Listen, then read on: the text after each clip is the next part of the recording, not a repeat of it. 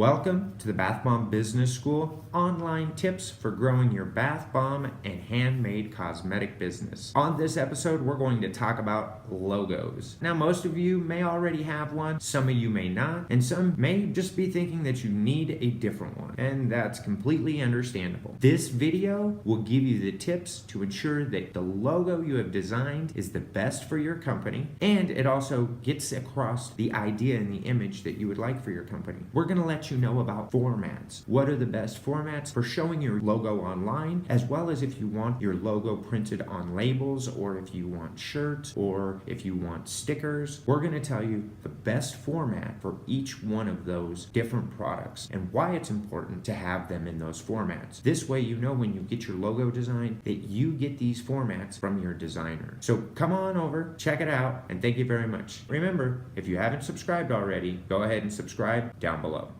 What you're going to find out in this episode: why a logo is important, choosing a design and color, different formats and why they're important, and choosing a design. Now let's jump right in. Why a logo is important. A logo is important because it's one of the first things that people see when searching for your business or searching for products that are related to your business. So when people see your logo, you want to make sure that it's fresh, clear, not too big, not too small, and that it gets across the idea that you want people to think of when thinking of your business. Just because it's soaps, it doesn't have to even be anything to do with soaps. Or if it's bath bombs, it doesn't even have to look like a bath bomb. It's what you want your company to come across as. So this is very important. And it's definitely something that does not need to be rushed. Choosing a design and color. You're going to want to put a lot of thought into the design and color of your logo. This is important because you don't want your color to be too strong or too bright or too dark. For instance, you can see the Big Muddy Soap Shop here.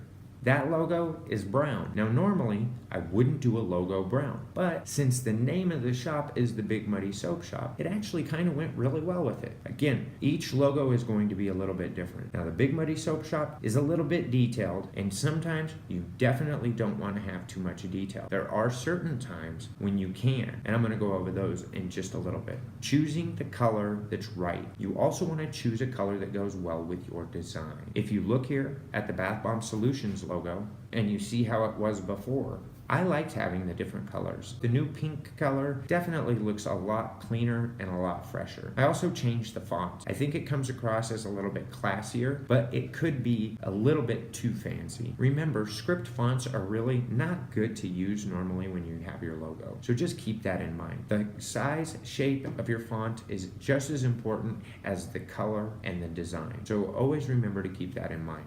Different formats and why they're important. You have three main design formats that you can have your logo exported as: a JPEG, a vector, and a PNG. Now here is the difference between them and why they're important. JPEG is like a photo. So think of it of a photo that you take with trees and a road and the sky, and everything is just blended perfect together because of the pixels. There's no clear definition. So even when you have a black and white line that is in a JPEG format, if you zoom in really close, those pixels fade from black to white. It's not a guaranteed or a definite straight line. So what happens is when you, say for instance, want to remove the white background of a darker color logo, you're going to actually lose some of the detail. So JPEG is really the best format when doing things like photos, photo retouches, and such like that. It's really not that great to get your logo in a JPEG format. JPEG is really more of a photo format, not a logo format. And I'll explain more of that when we talk about vector, the vector format. This is probably the most common format that people are asked for their logo in, and they just don't have it. When you put your logo in a vector format, it means that all of the design elements are separate from the background, meaning if you take the background away, those elements are still going to be clear and crisp. Think about this: when you're getting a t-shirt embroidered, or when you're getting a t-shirt screen printed, or when you are getting die cut stickers done, they need a nice clean line to go on. You can't get a clean line like that when you're using a JPEG, but you can get a clean line like that, and you do get a clean line like that when you're using a vector format. So vector vector is very important. You do not use it a lot unless you're getting stickers, embroidery, different things like that. You do not use your vector format. You cannot upload it to your websites. It's actually a bigger format of a non-compressed file. So vector is very important if you plan on having stickers done, if you plan on having shirts made, if you plan on having anything in the future, even if you're not going to use it now, you need to get your logo in a vector format. This is another reason why it's important is once your logo is designed, before they export it as a PNG, before they export it as a JPEG, it's in a vector format. So as soon as they export it, you cannot change that JPEG or that PNG back into a vector without losing detail from your logo. It just can't be done. So when you get your logo designed, if you do not get a vector at that time, and if your designer does not keep the vector, you will never be able to totally reduplicate that image again. You're also not really going to be able to use it on stickers or anything else like that. There are some ways to get around that, but the quality of your stickers, the quality of the screen printing, the quality of the embroidery is not going to be anything near what it would be or could be if it was in vector format. Last format, PNG. Now PNG is kind of like a JPEG image. With a PNG image, you can do a couple of things. You can have the white background, but sometimes you don't want that actually. Have you ever went to a website and it's not great looking and it may have a photo there and it has the logo, but around the logo is just a white square? That is either using a JPEG or a PNG without a transparent background. Doesn't look very good. Well, with a PNG, that's where you solve that issue. A PNG with a transparent background allows you to place your logo onto photos and onto other images, and you can see where there's not the logo. Everything around it is not white. You can see through it. That I think is absolutely great. You can make the background any different color that you want. If you want to change the color of the logo, you can do that too. But remember, you can't change the color unless it's in a vector format. You have to change it in a vector format and then export it as a PNG. This is why it's very good to have a designer that you're working with to create your logo. That jumps into the next thing, choosing a designer. I went to school for 2 years to be a graphic designer. So if you want, you can go ahead and message me and I will give you a quote on a logo. Remember, when I give you a quote, I am going to ensure that you are getting a JPEG, a PNG, as well as a vector format for your logo, and I will make sure that they are the sizes that you need. Now, it's important to choose a designer that can understand what you have in your head. And sometimes that's hard.